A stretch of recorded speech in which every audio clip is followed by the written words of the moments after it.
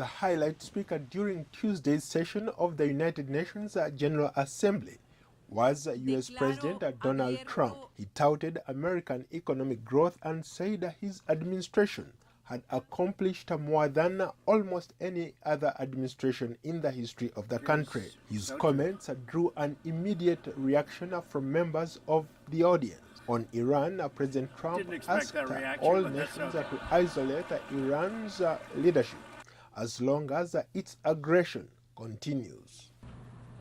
Iran's leaders sow chaos, death, and destruction.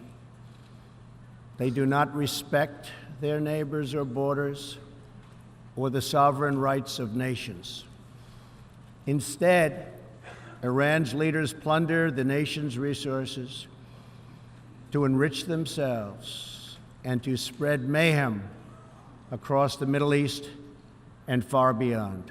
A statue of Nelson Mandela was unveiled at the UN on Monday. South Africa gifted the UN with a life-sized bronze statue of Mandela. Nations from around the world adopted a declaration recommitting to goals of building a peaceful, inclusive and fair society, and to revive the values for which Nelson Mandela stood by. South African President Cyril Ramaphosa said his country is deeply humbled to have the father of their democracy honored permanently at the United Nations.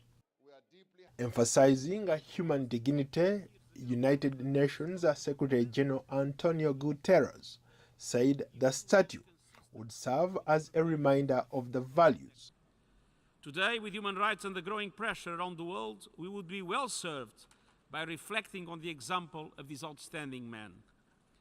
We need to face the forces that threaten us with the wisdom, the courage and fortitude that Nelson Mandela embodied. Mandela's widow Gracia Machel told heads of state and UN officials to take on ego-driven decision makers, political dogma, greed and the arms industry. Do not let this be just another summit of statements. Bold, unprecedented action must follow. The African Union declared 2014 to 2024 the Nelson Mandela Decade of Reconciliation in Africa. Nelson Mandela died 5 years ago. In 1994, he was elected South Africa's first black president.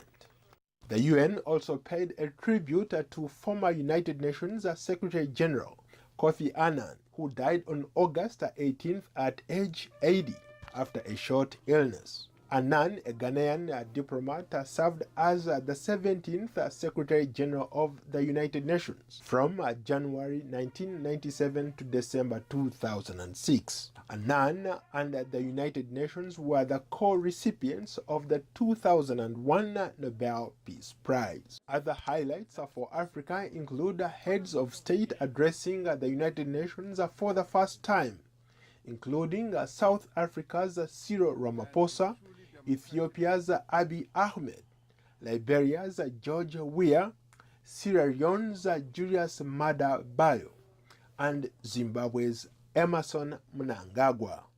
Paul Ndiho, VOA News, Washington.